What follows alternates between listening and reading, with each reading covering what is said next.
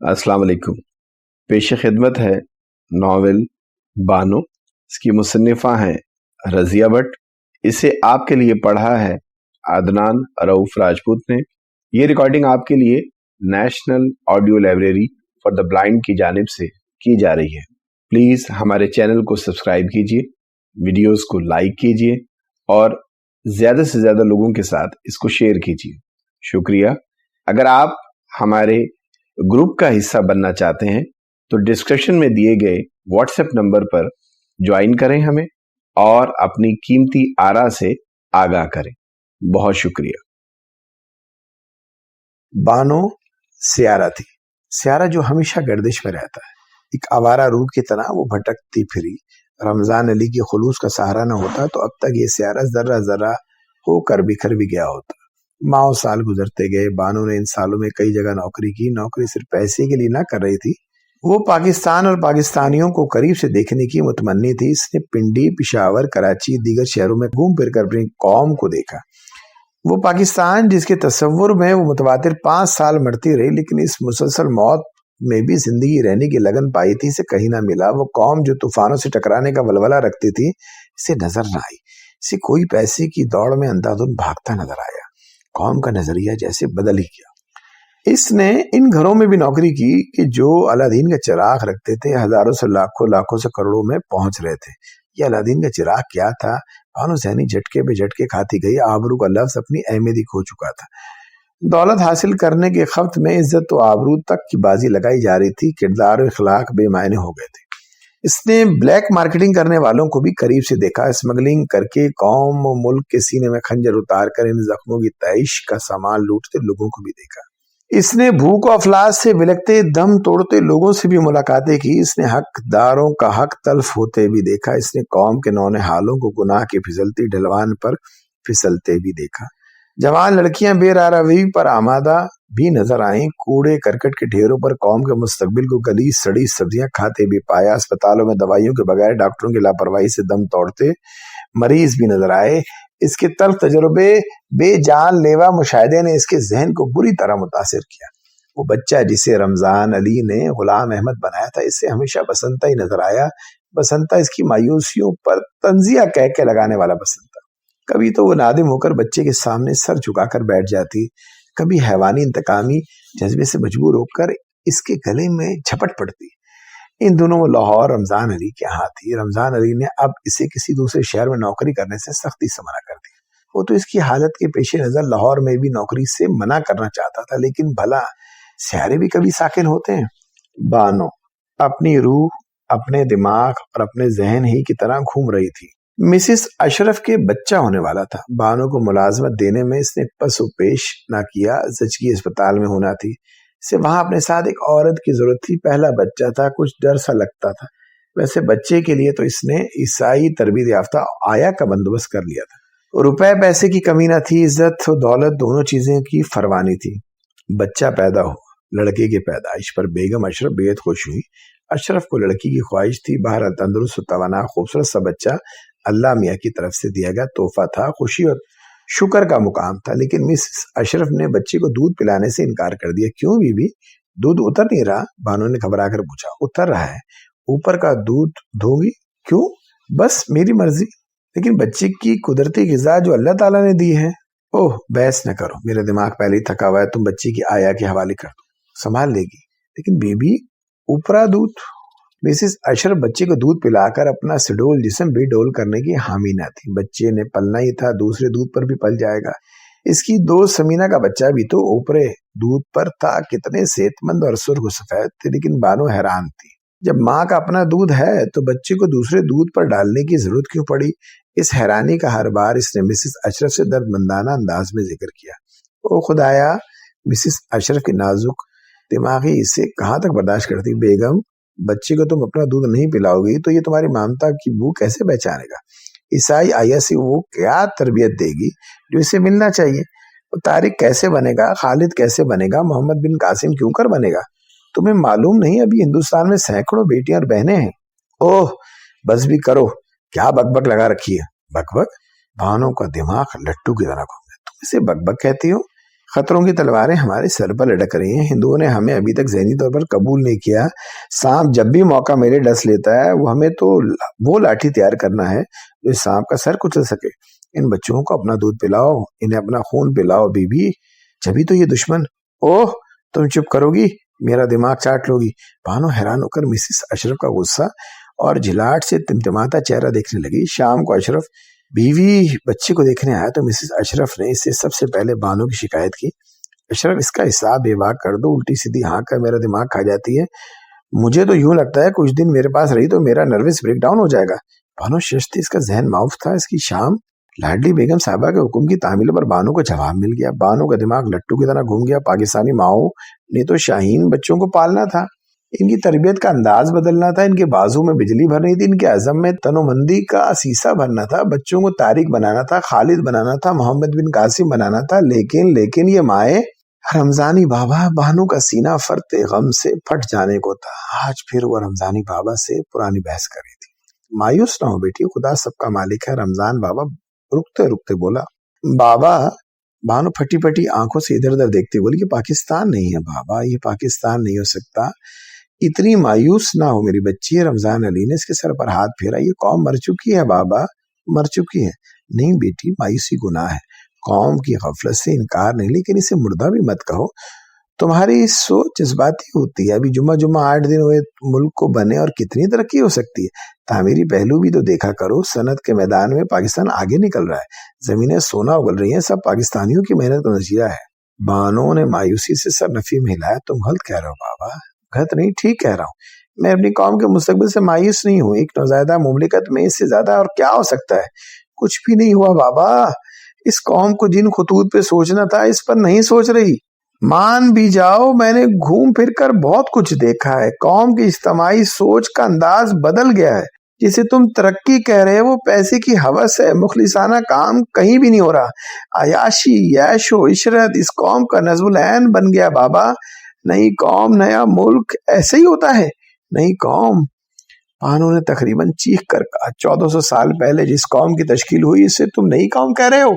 मुल्क नया था लेकिन इस्लाम ने ज़ाब्ता हयात इस कौम को बख्शा। इस पर अमल पैरा होने में क्या मुमानियत थी। इस मुल्क में तो सिर्फ इसको ही राजी होना था। इस बात की तकमील तो इस्लाम ने पहले ही कर दी थी। नयापन क्या हुआ।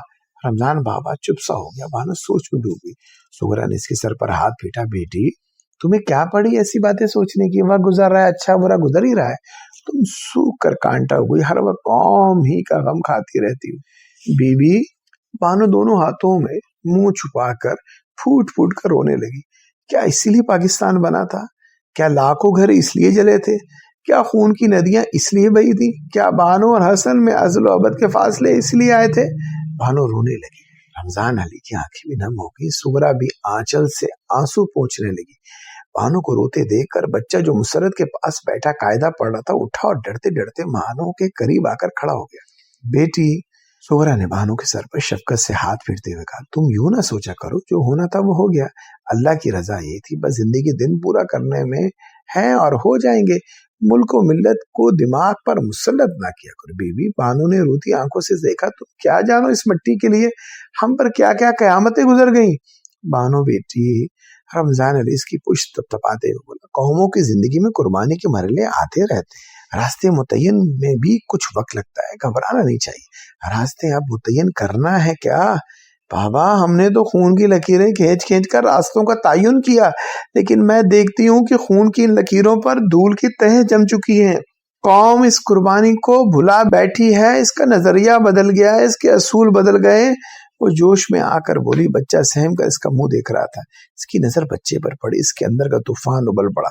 मुसरत ने जल्दी से बच्चे को अपनी तरफ खींच लिया। बानो ने खूनी नजरे से बच्चे को देखते हुए चीखी, इस कौम को झिंझोड़ो बाबा, इसे इसका मुकाम याद दिलाओ, इसका नज़्मुल ऐन याद कराओ। क्या इस कौम को ऐश व इशरत ज़ेब देते हैं, जिसकी बेटियां बसंतों के हाथों लुट गई, बानो सुंदर कोर बन गई और उनके बच्चे जनती रही। कौम को तो इस बेइज्जती पर इंतकाम की आग बन जाना चाहिए था। अभी भी करोड़ों मुसलमान दुश्मन के पंजाए इस्तिबदाद में हैं। इनकी फरियाद से कौम ने कान बंद कर लिए तो वो कहाँ जाएंगे। उन्होंने तो जानी और माली कुर्बानियां देकर पाकिस्तान का हिसार बनाया था, लेकिन अब इनके मुतालिक कौन सोचता है। درندوں پر رحم نہ کرو بابا، تمہارے وہ مسلمان بھائی محفوظ نہیں ہیں، تمہیں حفاظت بہم پہنچا کر وہ خود غیر محفوظ ہو چکے ہیں، خطرے کی تلوار ابھی سر پر لٹک رہی ہے، تم کیوں بھول رہے ہو؟ رمضان علی متاثر تو بےحد ہوا، لیکن بانو کو تسلی دینا ضروری تھا، اس سے سر پر پیار دیتے ہوئے بولا سب ٹھیک ہو جائے گا بانو بیٹی، مایوسی گناہ ہے، سب ٹھیک ہو جائے گا، سب کچھ آہستہ آہستہ ہوگا، میں کب کہتی ہوں سب کچھ ایک دم ہی ہو جائے، عمارت کھڑے ہوتے وقت لگتا ہے، لیکن بابا عمارت کھڑی ہونے کا سوال تو تب ہو جب کبھی سنگے بنیاد بھی رکھا جائے، یہی حال رہا تو آگے چل کر اس قوم کا کیا حال ہوگا؟ سب ٹھیک ہو جائے گا، سب ٹھیک ہو جائے گا۔ رمضان علی نے تعصب سے ہاتھ ملتے ہوئے اس کے سوا بانو کی تسلی کے لیے اس کے پاس جیسے الفاظ ہی نہ رہے تھے۔ بانو غیر مطمئن تھی، امید کی کوئی کرن اسے نظر نہیں آ رہی تھی، وہ مایوسی کے اندھیروں میں بھٹکنے لگی تھی۔ بیٹھے بیٹھے اس کے کانوں میں حسن کی باتوں کی گونج لہرا جاتی۔ پاکستان ہم محض ایک خطہ زمین حاصل کرنے کے لیے کوشاں نہیں، ہم ایک ایسی تجربہ گاہ حاصل کرنا چاہتے ہیں جہاں ہم اسلام کے ازل و ابدی اصولوں کو آزما سکیں۔ اسلام ہماری زندگی، ہمارے وجود کا بنیادی سرچشمہ ہے۔ غلامی میں ہارے خون کی یہ شان تو آزاد ملک میں آزاد قوم کے لہو کا کیا رنگ ہوگا؟ بانو بے اختیار ہو جاتی۔ کیا یہ سب فریب تھا؟ حسن نے اس سے جھوٹ بولا تھا؟ یہ سوچ سوچ کر اس کا ذہن معاف ہونے لگتا ہے۔ حسن رابعہ کے ساتھ کراچی آ گیا، پھر عبد الرحیم نے اپنے رسوخ استعمال کر کے اس کی تبدیلی بھی کراچی کروا لی۔ حسن سے وہ دیار بھی چھٹ گیا جس میں اس کی حسرتوں کے مزار تھے۔ رابعہ اس تبدیلی سے خوش تھی، اتنی خوشی جیسے کوئی انمول چیز پا لی ہو۔ حسن کی قربت ہی اس کی زندگی تھی، جانتے ہوئے بھی حسن راکھ کا ڈھیر ہے، وہ اس راکھ کی عقیدت میں سرشار تھی۔ اماں اور سلطانہ بھی پر امید تھی، وقت اور قربت دونوں کو اس بندھن میں باندھ دیں گی جو بانو کے آ جانے سے ٹوٹ گیا تھا۔ لیکن یہ سوچنا بھی حسن کے لیے گناہ کے مترادف تھا، دل پر پہلے ہی بوجھ کیا کم تھا۔ بانو کی گمشدگی ضمیر میں تیر کی طرح چبھی تھی، اپنی غداری پر شرمسار تھا۔ بانو تو پہلے ہی چور تھی۔ اس انکشاف سے کہ حسن نے رابعہ سے دل لگا لیا تھا، اس کا ٹوٹا دل ریزہ ریزہ ہی تو ہونا تھا۔ حسن رابعہ سے بھی شرمسار تھا، اب اس کے احسانوں کے بوجھ تلے اتنا دب گیا تھا کہ چیخنے کی گنجائش نہ تھی۔ آگ ہی آگ چاروں طرف پھیل گئی تھی۔ کراچی سے حسن کا تبادلہ کوئٹہ ہو گیا، رابعہ کا دل ٹوٹ گیا، لیکن حسن مطمئن تھا۔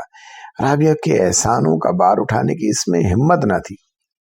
رابعہ نے اپنی زندگی حسن کے لیے وقف کر دی۔ حسن کی قربت تو میسر تھی، دونوں ایک دوسرے کے غم سے آشنا تھے، درد تو مشترکہ تھا، دوستوں کی طرح ایک دوسرے کے غم گسار تھے۔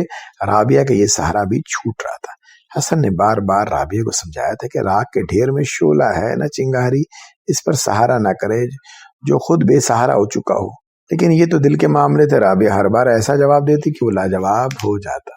دونوں کا درد تو ایک ہی تھا نا۔ کیا حسن بانو کے خیال کو دل و دماغ سے نکالنے پر قادر ہو سکتا تھا؟ پھر وہ رابعہ سے ایسی توقع کیوں کرتا؟ حسن تبدیل ہو کر کوئٹہ چلا گیا، وہ خون جگر پیتا رہا، غم اسے کھاتا گیا، یہی واردات رابعہ پر بھی بیت گئی۔ سلطانہ نے رابعہ کی نئی زندگی میں خوشیاں لانے کی پوری کوشش کی۔ حسن سے مایوس ہو کر اس نے 2-3 اچھے رشتوں کو جانچا پرکھا، پیغام بھی آئے، خواہش بھی ظاہر کی گئی، لیکن رابعہ اپنی جنسی جذبات کو موت کی نیند سلا چکی تھی۔ اس کا اول و آخر تھا تو صرف اور صرف حسن، اسے اپنی ناکامی بھی محبوب تھی۔ سلطانہ نے اس کی سہیلیوں کے ذریعے زور دیا، خود سمجھایا، سختی و ترائی، باپ سے دباؤ ڈلوایا، لیکن عابد معبود نہیں بدلتے، اس نے ہر جگہ انکار کر دیا۔ مہینے نہیں سال بیت گئے۔ حسن کوئٹہ سے پشاور تبدیل ہو گیا، زندگی گھٹتی چلی جا رہی تھی، اماں بیمار رہنے لگی، ساری عمر محرومی سے نمٹتے گزر گئی، اب تو ہمت جواب دے گی۔ حسن سے اب وہ کچھ بھی نہیں کہتی تھی۔ سلطانہ کے خطوط گاہے گاہے ملتے رہتے تھے، رابعہ کے ہٹ درمی کا رونا اماں کے خطوط میں رویا کرتی تھی۔ اماں کی خرابی صحت کی وجہ سے حسن نے باہمی رضامندی سے تبادلہ لاہور کروا دیا۔ اماں کے کچھ عزیز لاہور میں رہتے تھے، اس لیے لاہور میں رہنے کی متمنی تھی۔ حسن پھر اس گھر میں آ گیا جہاں اس کی زندگی کی رنگین اور سنگین داستانیں بکھری پڑی تھی۔ ان دنوں حمید بھی لاہور میں تھا۔ حسن کو اس کی وجہ سے بڑی تسکین ملی، ورنہ یہاں آ کر تو زخموں کے منہ پھر سے کھل گئے تھے۔ حمید کی ہمدردیاں رابعہ کے ساتھ تھیں، जो खामखा सूली पर चढ़ गई थी। जिंदगी तबाही से हमकिनार कर दी थी, लेकिन हसन का दुख इतना गंभीर था कि इस सिलसिले में हमीद को कभी कुछ कहने की जरूरत न हो सकी। इन दिनों अम्मा को कॉलेज का शदीद दर्द उठा, कुछ उम्र का तकाजा, कुछ दिल व जिगर छिल्ली। अम्मा तो घड़ियों पलों में जैसे हाथों से निकल गई। हसन तो सहम कर रह गया।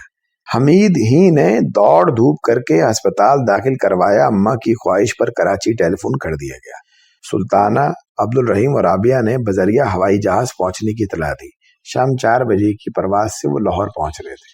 हमीद अम्मा के पास अस्पताल में रुका। हसन इन्हें लेने हवाई अड्डे पहुंच गया। हसन का दिल रिक्कत से भरा हुआ था। बड़ा ही बुस्तरब, बड़ा ही निढाल, बड़ा ही अफसुर्दा नजर आ रहा था। इसे राबिया को देखा मायूसी मुजस्सम थी, जैसे सफेद लिबास में आबला सा लग रही थी।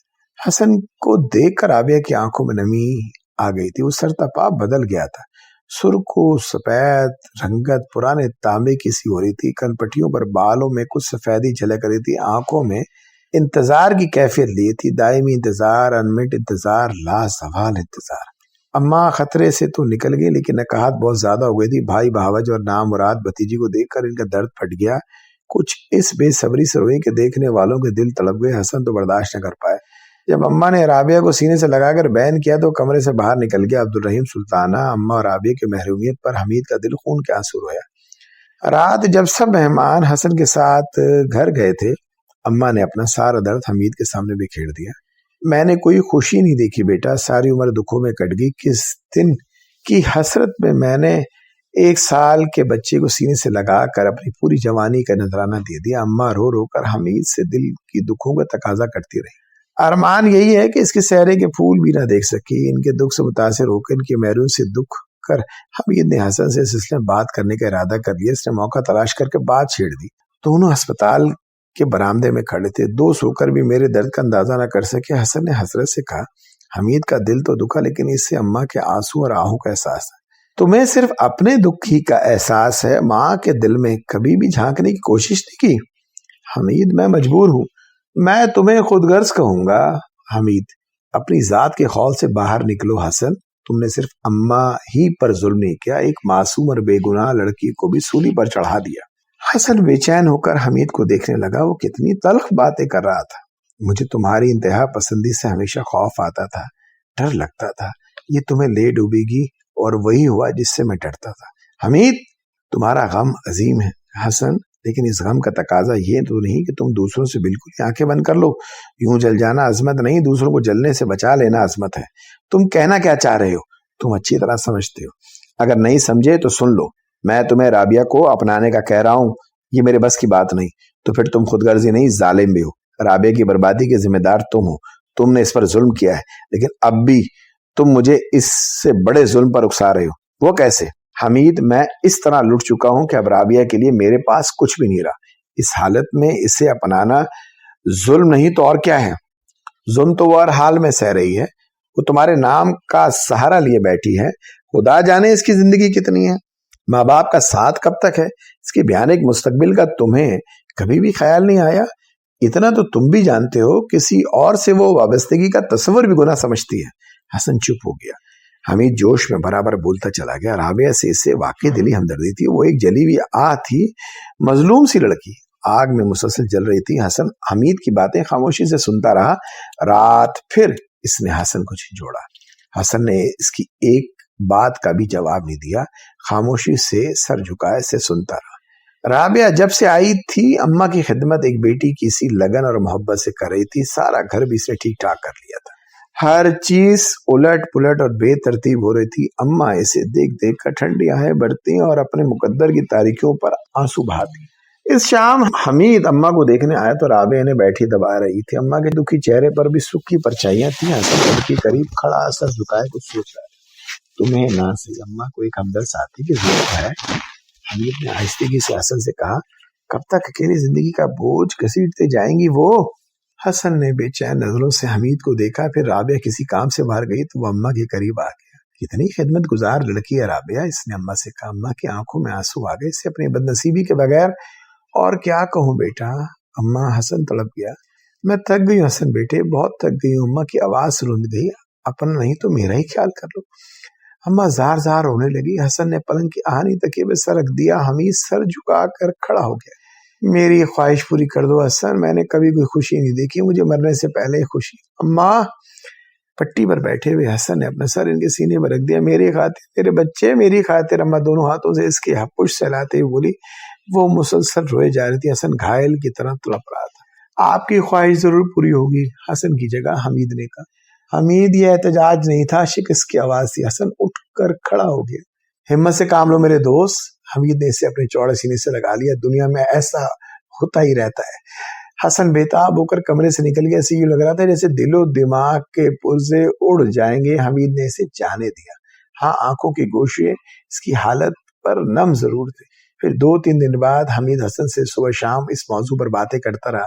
अम्मा के वास्ते से हसन को इस आग में कूद जाने के लिए जहनी तौर पर तैयार करता रहा। अकेले में सोचने का मौका दिया, बहसे किए, दलाइल दिए। हसन चुप हो गया। हमीद ने अब्दुल रहीम और सुल्ताना से भी बात की। हसन की खामोशी से फायदा उठाया जा सकता है। दोनों बेटी के मुस्तकबिल से मुतफक्किर थे। इन्हें एतराज किस बात का था? दोनों मेजर हमीद के शुक्रगुजार थे। हमीद हसन के हामी बढ़ते निकाल के बोल पढ़वा देने का ख्याल रखता था। लंबी चौड़ी तकरीबें, रस्मों के झंझलाट में पढ़ना गैर जरूरी था। राबिया भी हालात से बेखबर न थी। हमीद इसे जहनी तौर पर तैयार कर रहा था। हमीद का दबाव बहुत बड़ा। अम्मी के मायूस चेहरे ने इंतजाई की तो हसन ने राबिया से सिर्फ इतना कहा, सुलगती जिंदगी को कबूल कर सकोगी? मैं इसे बहुत पहले कबूल कर चुकी हूँ। राबिया ने जिस दुख से कहा, हसन ने जी चाहा चीखे मार मार कर रो दी। वो बरामदे से कमरे में और फिर इस कमरे से दूसरे कमरे में आ गई। हमीदा नजर आई, ना इसकी दोनों बच्चियां। बानो इन दिनों हमीदा की दोनों बच्चियों को कलाम पाक पढ़ाने आती थी। रमजान अली बानो को कहीं नौकरी करने नहीं देता था। सुगरा भी इसकी ज़हनी हालत से मुतमईन ना थी, लेकिन बानो मुज़र थी। घर के करीब ही जगह मिल गई थी। रमजान अली को भी कुछ इत्मीनान हो गया था। घंटा भर काम था।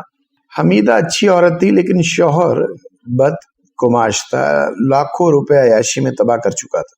हमीदा गीली लकड़ी की तरह सुलगती रहती, लेकिन शौहर को भटकते रास्तों से सीधी राह पर लाने से कासिर थी। बानो बच्चियों को पढ़ाने पर मामूर थी। हमीदा के जहन रुझान से इसको बड़ा सुकून मिलता था। वो ज्यादातर तवज्जो और मेहनत से बच्चों को पढ़ा रही थी। 2 माह ही में बच्चियां अरबी कायदे से रवानी से पढ़ने लगी थी। बानो आज भी वक्त मुकर्रर पर आई थी, लेकिन घर में हमीदा थी, ना बच्चियां, मुलाजमा थी, ना नौकर। घर खुला था। वो चंद लम्हे कमरे में हैरान से खड़ी रही, फिर बाहर निकल आई।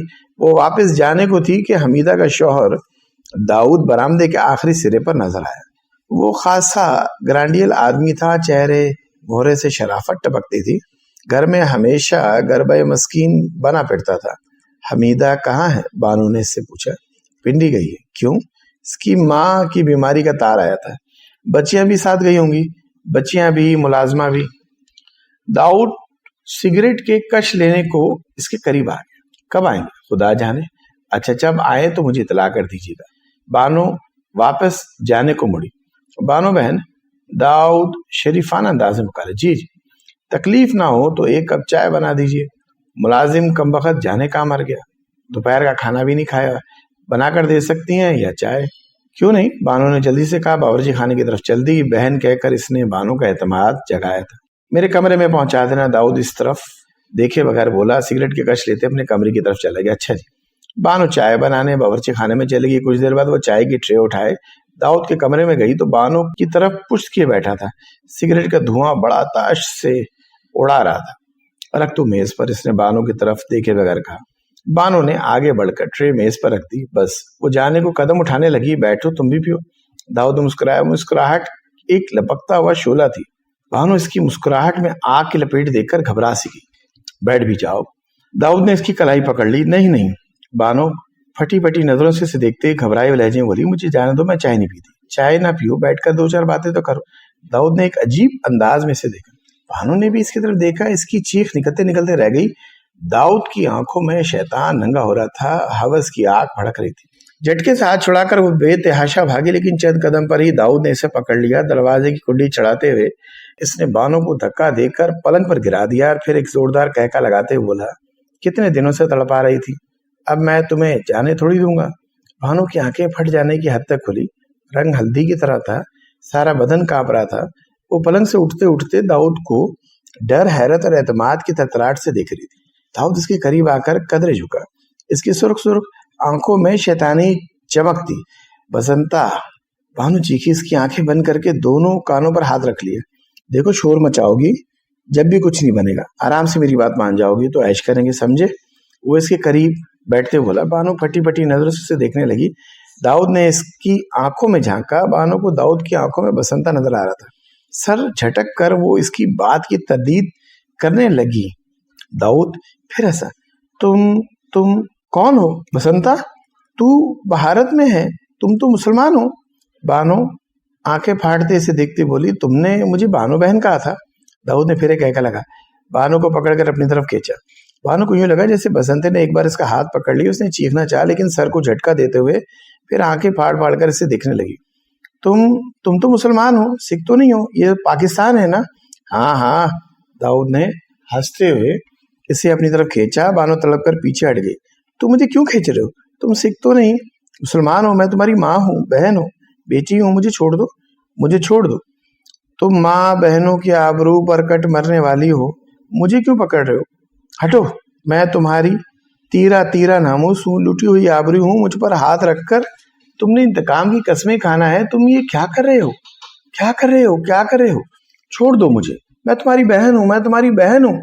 बानो की बातों पर कहके लगाते हुए उसे करीब तर कर रहा था। शैतानी कुव्वत मुश्तमा थी, हवस नाच रही थी, जज्बात का जहरीला तूफान उमड़ रहा था। भानु चीखती रही, लुटी हुई आबरू की कसम देते रही, तीरा नामूस वास्ता देती रही। लेकिन आज भानु दरिंदगी के पंजे में आ चुकी थी। दरिंदा कई दिनों से मौके की ताक में था, आज मौका मिल गया। लेकिन तूफान इसी पर टूट पड़ा। लुटी हुई आबरू एक बार फिर लुट गई। बाल आया हुआ आईना चकनाचूर हो गया। तीरा नामूस की धज्जियां उड़ गई। लेकिन जमीन फटी ना आसमान टूट पड़ा।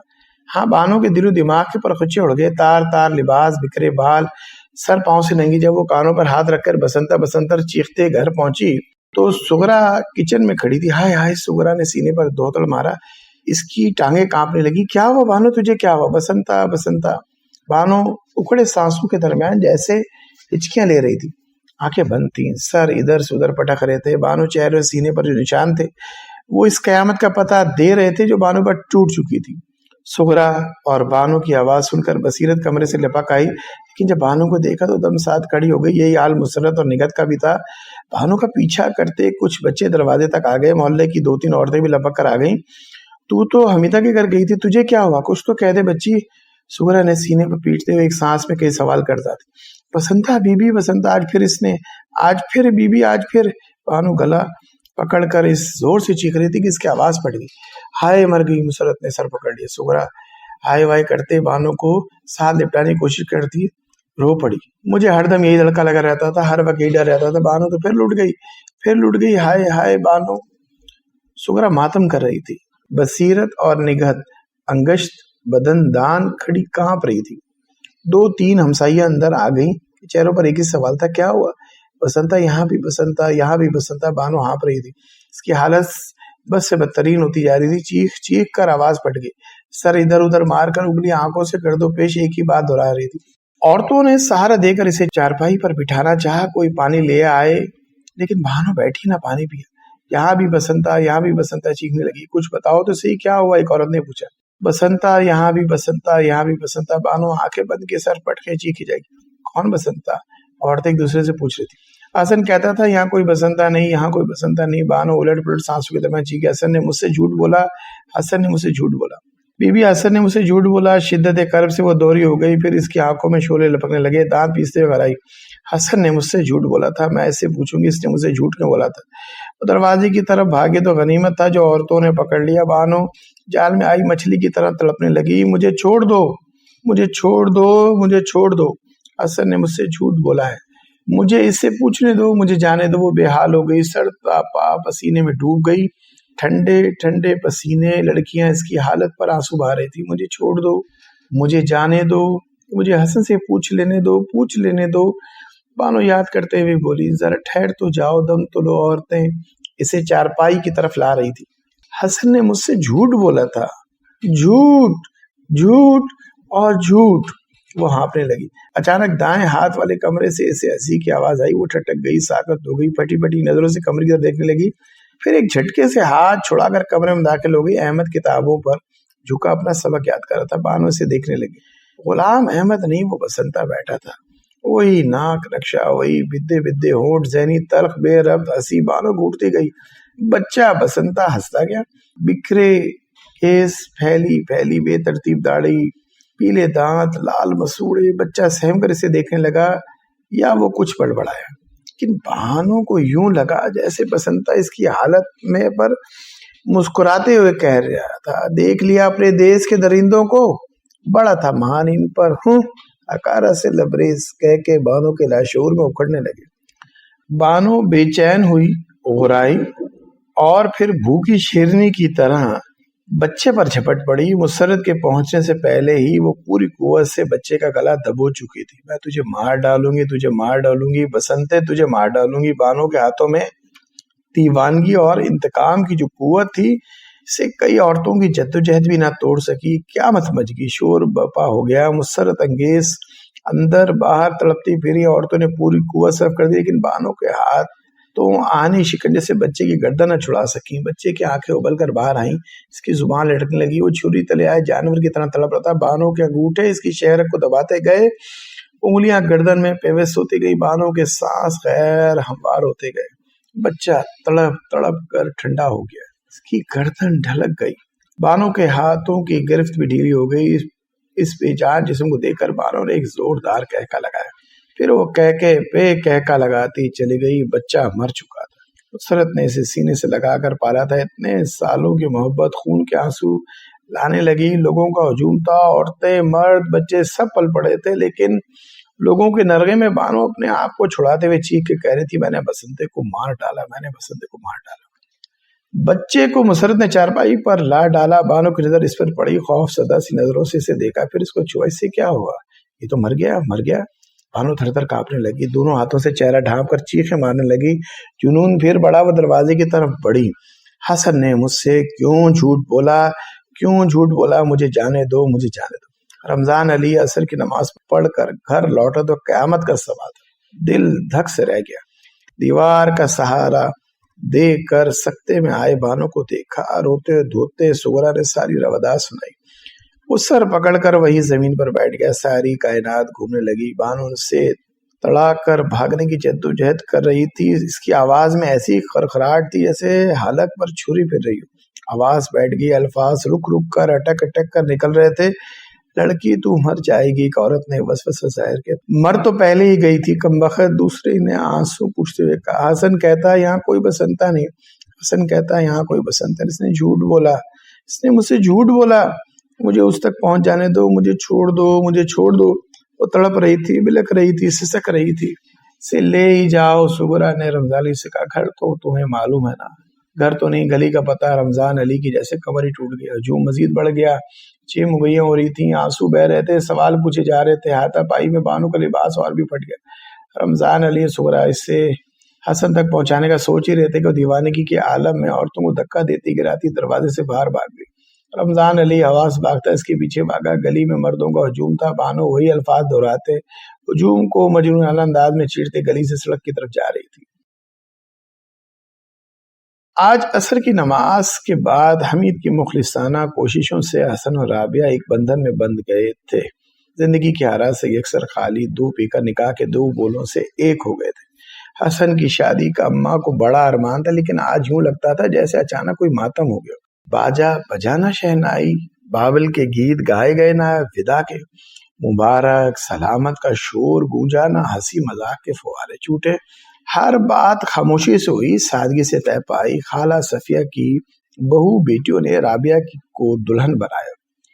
اماں کے مدتوں کے سنبھال کر رکھے زیوروں سے لاد دیا. سرخ سنہری گوٹے اور کرن والی گول گول نکلوں سے بھرا دوپٹہ بھی اس پر ڈال دیا. سرخ جوڑا بھی پہنایا, بناؤ سنگار بھی کیا, لیکن یہی محسوس ہوتا تھا جیسے میت بڑے اہتمام سے کفنائی جا رہی ہے. لال جگمگ جگمگ کرتا جوڑا اور جھلملاتے زیورات بھی رابعہ کو دلہن نہ بنا سکے. دلہن لال جوڑے سے نہیں بنتی, जगमगाते चमकते जेवर भी दुल्हन का नाम नहीं पाते। दुल्हन तो जीते जागते जिंदगी से भरपूर अरमानों का नाम है। तशना आरज़ू के सैराबी की तफसीर है। राबिया तो इन चीजों से दस्तबरदार होकर सजाई गई थी, दुल्हन क्यों कर लगती। हसन की हालत भी नागुफ्ता भी थी।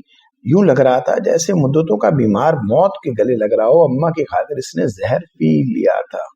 जहर जहर जहर ही होता है, अपना असर दिखा रहा था। हमीद इसे बराबर संभाला दे रहा था, लेकिन इस वक्त हसन की जो हालत थी, हमीद के सीने में खौफ की लहरें सरस से उठने लगी। अभी शाम नहीं उतरी थी, घर में मेहमानों की वजह से कुछ हलचल थी, लेकिन हर दिल बुझा बुझा था, हर तबीयत उलझी उलझी थी। हसन की बेजारी जान ली हुई थी। हमीद सहन में खड़ा था, से बातों में बहला रहा था। अचानक गली में कुछ शोर सा हुआ। हमीद और हसन ने बैक वक्त मुड़कर दरवाजे की तरफ देखा। कोई पगली अंदर घुसने की जद्दोजहद कर रही थी। ताजा का बेटा और गली के कुछ लोग इसे रोक रहे थे। हसन और हमीद अभी कुछ समझ ना पाए थे कि पगली नीम और यहाँ हालत में, सर से नंगी, पांव से बरहना, बिखरे बाल, उबली आंखें और सूखे होंठ तीर की तेजी से अंदर आई और इसने हसन को देख लिया। तड़प कर इस तक पहुंची, दोनों हाथों से इसका गिरबान पकड़कर झिंझोड़ते हुए पूछा, तुमने मुझसे झूठ क्यों बोला था। इसकी बात सुनने से पहले ही हसन चीखा, बानो। इसकी चीख फट गई। हमीद सख्ते में आ गए। लोग इनके गिर्द जमा हो गए। तुमने मुझसे झूठ क्यों बोला था। तुम कहते थे यहाँ कोई बसंता नहीं है। बोलो तुमने क्यों झूठ बोला था। मेरी अजियत के एक एक लम्हे का हिसाब चुकाओ। वो दीवानगी के आलम में हसन गिरबान दोनों हाथों से पकड़े से झटके दे रही थी। अपना सर इसके सीने से टकरा रही थी। हसन का सारा वजूद कांप रहा था। अपनी लरसती बाहों के हलकों में बानो के लिए वो सिर्फ बानो बानो पुकारा था। बानो इससे अपनी हसीयत के एक लम्हे का हिसाब मांग रही थी। इर्द गिर्द खड़े लोग चश्मे गिरिया इससे देख रहे थे। हमीद ने तो अपना चेहरा दोनों हाथों में छुपा लिया था। बूढ़ा रमजान अली बानो पर टूटी कयामतों का हाल रोते हुए सुना रहा था, बस करो बाबा। हमीद का दिल जैसे फट जाने को था। बानो हसन के हाथों में झूल गई। हसन इसे सीने से लगाया, खुद भी लहरा रहा था। अम्मा सुल्ताना, अब्दुल रहीम भी आ गए, सफिया खाला भी आ गई। डॉक्टर को बुलाओ, कोई डॉक्टर को बुलाओ। अम्मा चीखी। हर कोई कांप रहा था, किसी को जैसे होश ही ना रही।